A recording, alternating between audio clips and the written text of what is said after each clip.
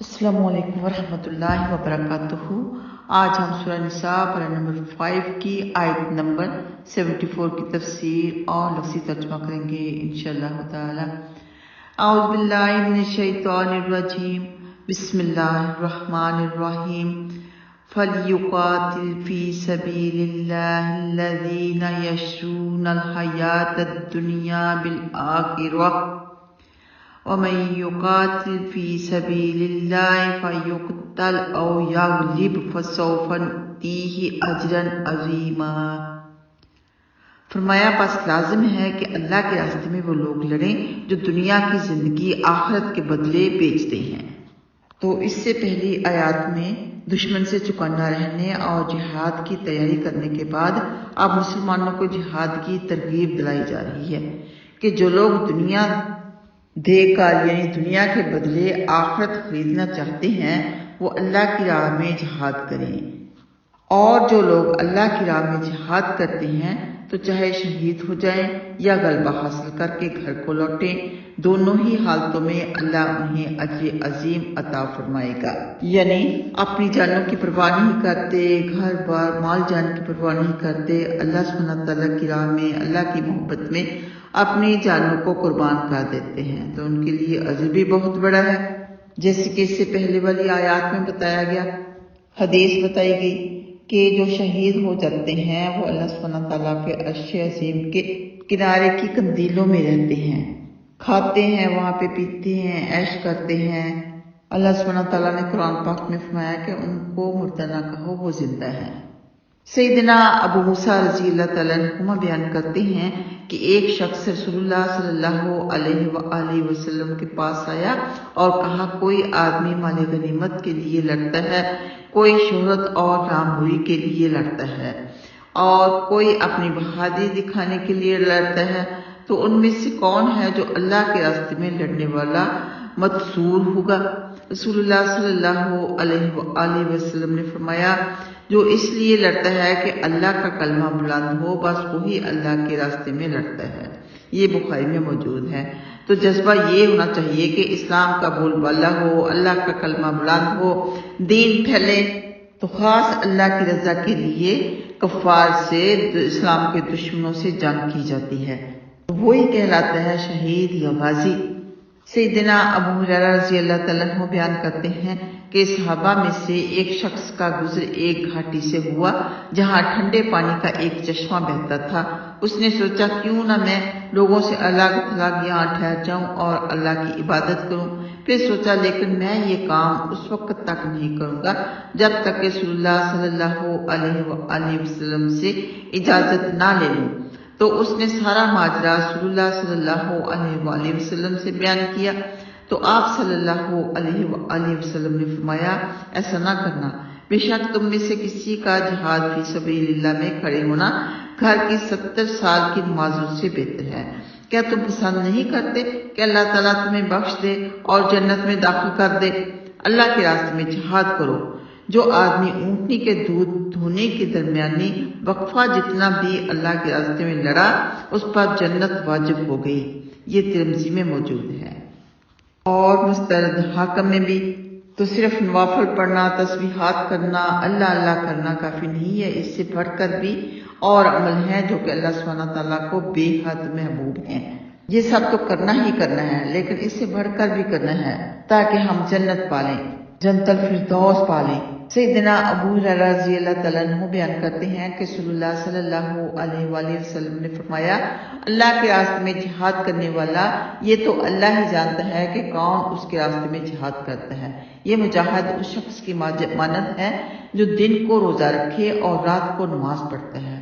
یہ بخاری میں موجود ہے، اتھینٹک حدیث ہے۔ تو دیکھ لیں کہ کتنا بڑا درجہ ہے جہاد کرنے کا۔ آخرت میں اجر عظیم پانے کے لیے اپنا مال، اولاد، وقت، حتیٰ کہ ضرورت پڑنے پر اپنی جان بھی اللہ کی راہ میں قربان کرنی ہے۔ اللہ کی راہ میں صرف وہی ثابت قدم رہ سکتا ہے جو صرف اللہ کی خوشنودی پانے کے لیے قربانی کرتا ہے، اور جو دنیا کی واہ واہ سمیٹنا چاہتا ہے وہ بہت جلد اس راستے کو چھوڑ دیتا ہے۔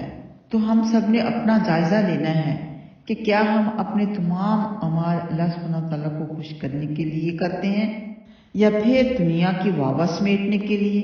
لیکن شیطان تو اللہ سبحانہ تعالیٰ نے فرمایا ہے کہ انسان کا ہے ہی دشمن، وہ دشمنی کرے گا ضرور، آپ کے دل میں وسوسہ ڈالے گا واوا کرنے کا، لیکن اس وقت آپ اس بات کو بھی برا مانیں جو آپ کے خیال میں آئی اور اعوذ باللہ من الشیطان الرجیم بھی پڑھیں، بلکہ زبان سے بھی کہہ لیں کہ مجھے اللہ کی خوشنودی، اللہ کی رضا چاہیے، اللہ کی رضا حاصل کرنے کے لیے میں یہ کام کر رہی ہوں۔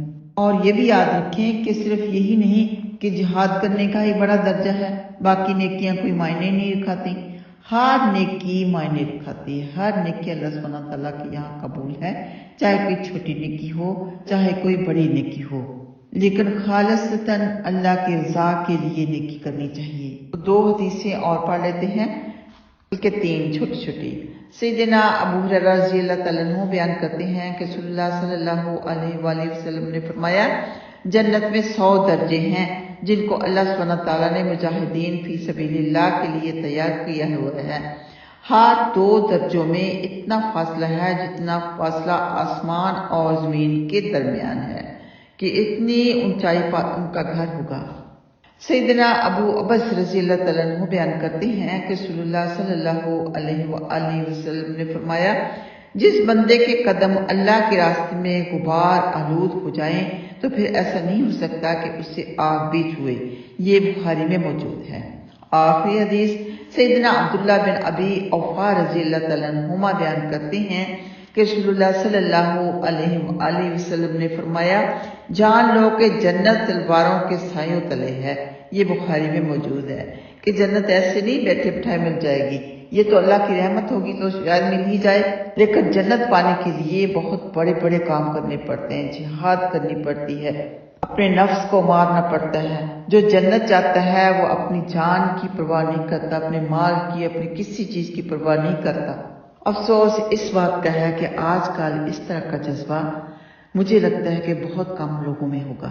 اللہ سبحانہ تعالیٰ اس طرح کا جذبہ عطا فرمائے جو میرے اللہ کو پسند ہے۔ ہمارا شمار اللہ سبحانہ تعالیٰ اپنے خاص مقربین، شہداء میں، علماء میں، صدیقین میں کر لے۔ ہمیں انبیاء اکرام کا قرب نصیب ہو، ان کی رفاقت نصیب ہو، حضرت فاطمہ رضی اللہ تعالیٰ عنہا کی، صحابہ کرام کی، صحابیات کی، ازواج محترات کی رفاقت نصیب ہو، آمین یا رب العالمین۔ آئیے آتے ہیں لفظی ترجمہ کی طرف۔ فَلْيُقَاتِلْ تو چاہیے کہ جنگ کریں۔ تو یہاں پر لفظ کے شروع میں جو فا کا ہے ترجمہ، یہ کبھی تو کبھی ہوتا ہے اور کبھی پھر ہوتا ہے، کبھی سو ہوتا ہے، لیکن جو آگے لام ہے اس کا مطلب ہے ضرور بالضرور چاہیے۔ آگے یا پیشیو آ گیا تو اس کا مطلب ہوا وہ، آگے قاتل جنگ، ٹھیک ہے۔ فَلْيُقَاتِلْ تو چاہیے کہ جنگ کریں، فی سبیل اللہ اللہ کے راستے میں، الذین وہ لوگ جو یشرون وہ سب بیچ دیتے ہیں، الحیات الدنیا دنیوی زندگی کو، بالآخرات آخرت کے بدلے میں، ومن اور جو یقاتل وہ جنگ کرے، فی سبیل اللہ اللہ کی راہ میں، فَيُقْتَلْ پھر وہ قتل کر دیا جائے۔ یہاں پر بھی دیکھیں نا، فا پھر یو وہ اقتل قتل کر دیا جائے، او یا یغلب وہ غلبہ پالے، فسوف تو جلد ہی، نؤتیہ ہم دیں گے اسے، اجرا عظیما بہت بڑا اجر۔ تو یہاں پر جو لفظ ہے نؤتیہ، نون پیش نو کا ترجمہ ہے ہم، تو آگے عطا کرنا کہتے ہیں، اتی عطا کرنا ہی اسے، ٹھیک ہے، نؤتیہ ہم دیں گے اسے، اجرن اجر، عظیما بہت بڑا، آمین۔ السلام علیکم ورحمۃ اللہ وبرکاتہ۔